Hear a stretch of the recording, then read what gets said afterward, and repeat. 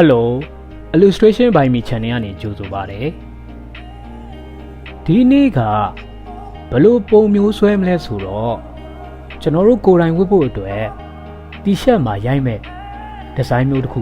ဆွဲမှာပါဘယ်လိုမျိုးလဲဆိုတော့ DTF လို့ခေါ်တဲ့ film ကိုထုတ်ဖို့အတွက်ဒီဇိုင်းဆွဲမှာဖြစ်ပါတယ်အဲ့ဒီ film ကို T-shirt မှာအပူဖိစက်နဲ့ရိုက်တဲ့အမျိုးအစားမျိုးပါပိုးလုံးနဲ့ကတနေ့ကြရင်ကိုဆွဲတဲ့ဒီဇိုင်းကိုဝတ်ဖို့အတွက်စိတ်ကူးရှိခဲ့လို့ဒီဒီဇိုင်းကိုဖန်တီးဖို့ဖြစ်လာတာပါဒီပုံစဉ်းစားမိတဲ့ပုံစံကတီရှပ်မှာရိုက်ဖို့အတွက်ဆိုတော့အရင်မရှုပ်တဲ့ပုံစံမျိုးနဲ့ပေါ့ပါပါလေးဖြစ်သွားအောင်လို့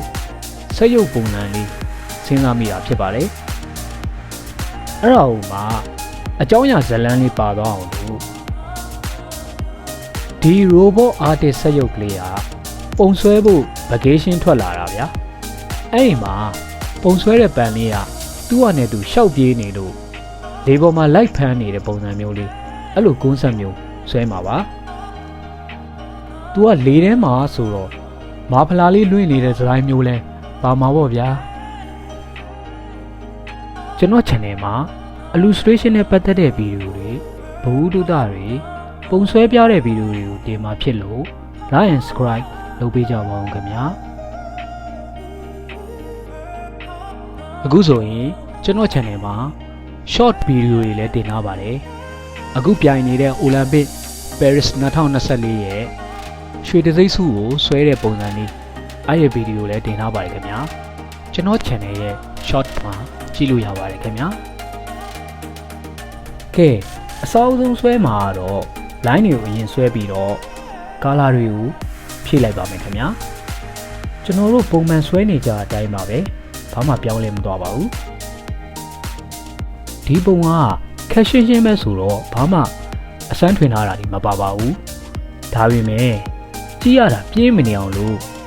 လေထဲမှာပြန်နေတဲ့ jack ကလေးတွေရဲ့ဘာယူညာတွေပေါ့ဗျာအဲ့လိုမျိုးလေးတွေထည့်ဆွဲထားပါတယ်အဓိကကတော့အဝါရောင်အတောက်အယောင်လေးကိုကြိုက်လို့ကျွန်တော်ထည့်ထားပါတယ်ကြည့်လိုက်ကြပါဦးခင်ဗျာ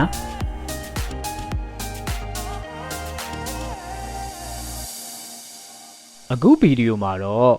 ကြည့်ရတာအဆင်ပြေသွားအောင်လို့ကျွန်တော်နောက်ခံ background လေးထည့်ဆွဲထားပါတယ်တစည်းရိုက်တဲ့အခါကျရင်တော့အဲ့ဒါမပါတော့ဘူးပေါ့ဗျာကျွန်တော်စဉ်းစားထားတာတစည်းရိုက်တဲ့အခါကျရင်စလုံးဒီဇိုင်းရယ်စက်ရုပ်ပုံရယ်အဲ့လိုတွဲပြီးတော့ရိုက်ဖို့စိတ်ကူးထားပါတယ်ဗီဒီယိုရဲ့အဆုံးမှာလည်းနမူနာပုံစံလေးကျွန်တော်ပြထားပါတယ်ခင်ဗျာ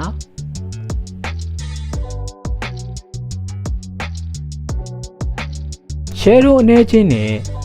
tablet ပုံလေးဆွဲပြီးသွားပြီဆိုတော့အခုပုံရဲ့အကြောင်းအရာလေးဖြစ်တဲ့ရှောက်ပြေနေတဲ့ပန်လေးကိုကာလာဖြည့်ပါမယ်သူ့ကိုတခါတည်း share တို့ရဲ့ like ရဲ့ပြည့်စုံသွားအောင်လို့ဆွဲလိုက်ပါမယ်ခင်ဗျာ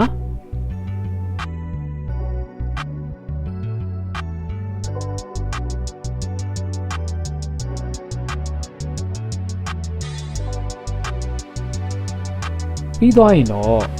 ဆက်ရုပ်ရဲ့လက်ပုံစံကို shape တွေ share တို့တွေလိုသလိုဖြည့်လိုက်ပါမယ်အနားတက်တွေကိုလည်းအလင်းရောင်လေးတွေအနှဲငယ်ထည့်ဆွဲပါမယ်ဒါမှသူ့ရဲ့အယောင်ကမဲမဲကြီးဖြစ်မနေပဲနဲ့သူ့ရဲ့ပုံစံလေးပေါ်သွားမှာပါ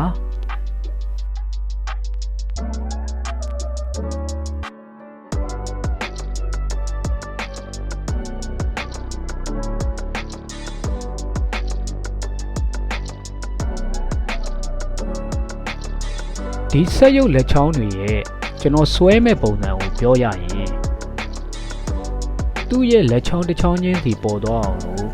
share တွေကိုထည့်ပါမယ်ပြီးတော့လက်ရဲ့အစိပ်ပိုင်းတစ်ခုစီကိုအလင်းရောင်လေးတွေပါတဲ့ shape ကလေးတွေအဲ့လိုမျိုးလေးတွေထည့်ပါမယ်ဒါမှလက်ချောင်းတွေကတစ်ခုနဲ့တစ်ခုရောမနေပဲနဲ့မြင်သာသွားမှာပါပုံကိုအဝေးမြင်ဝင်ပြောင်းပြီးတော့ကြည့်လိုက်ရင်သိတာပါတယ်ဒီလိုပဲ adjust လုပ်လိုက်ဆွဲလိုက် အဲ့လိုမျိုးညှိရတာပါဗျာနောက်ပြီးတော့လက်ကိုကာထားတဲ့ကာဘာနဲ့လက်နဲ့အဲ့လိုမျိုးတစ်ဆက်တည်းဖြစ်မနေအောင်လို့လက်ကဲအတွင်းပိုင်းနေရာတွေမှာလိုက်ပြီးတော့ share တွေကိုထည့်လိုက်ပါမယ်ဒါမှအစိပ်ပိုင်းတစ်ခုချင်းစီကရောမနေတော့ဘဲနဲ့သူ့ဟာနဲ့သူမြင်နေရမှာပါနောက်ဆုံးအနေနဲ့လိုအပ်တဲ့ light တွေကိုလက်ကဲမျက်နှာပြင်ပေါ်မှာလိုက်ပြီးတော့ဆွဲလိုက်ပြီဆိုရင်တော့ရလောက်ပါပြီ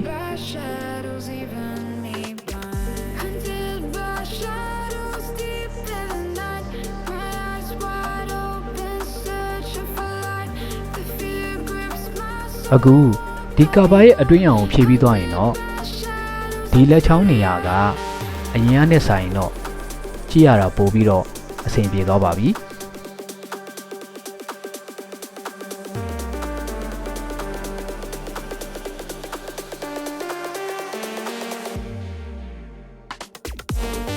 အခုဆိုရင်ကျွန်တော်တို့ရဲ့စက်ရုပ်ပုံစံကတော်တော်လေးတော့ပေါ်လာပါပြီအဲ့ဒီမှာဒီစက်ရုပ်ရဲ့ body နေရာတွေမှာအခြေအရာလေးတွေလိုက်ပြီးတော့ဆွဲပါမယ်ဒါမှပုံကြည့်လိုက်တဲ့အချိန်မှာသူ့နေရာနဲ့သူပုံစံလေးတွေပေါ်လာမှာပါနောက်ပြီးဒီစက်ရုပ်ကလေးရဲ့ body ကအခြေအရာပုံစံမျိုးလေးတွေဖြစ်နေတဲ့ design မျိုးပေါ့ဗျာ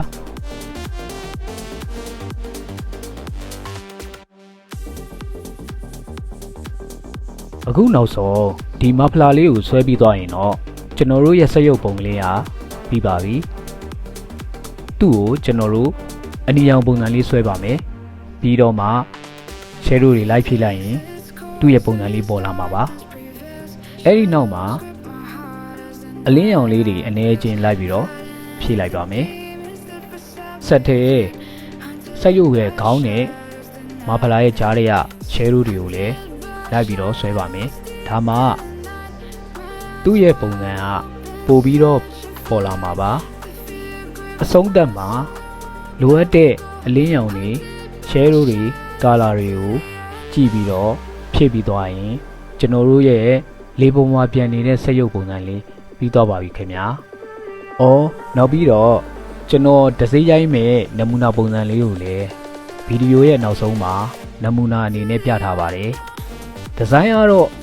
အဲ့လိုပုံစံမျိုးဖြစ်ချင်မှဖြစ်မှာပေါ့နော်။တကယ်လို့ T-shirt ပုံမှာဒစိရိုက်ပြီးသွားတဲ့အချိန်ကျရင်တော့ကျွန်တော်ပြပါဦးမယ်ခင်ဗျာ။အားလုံးလည်း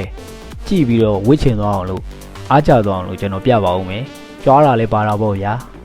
။ ကဲအဲ့ဆိုရင်ကျွန်တော်ဗီဒီယိုလေးကပြီးပါပြီအဆုံးထိကြည့်ပေးကြတာအားလုံးကိုကျေးဇူးတင်ပါတယ်အားလုံးပဲ bye bye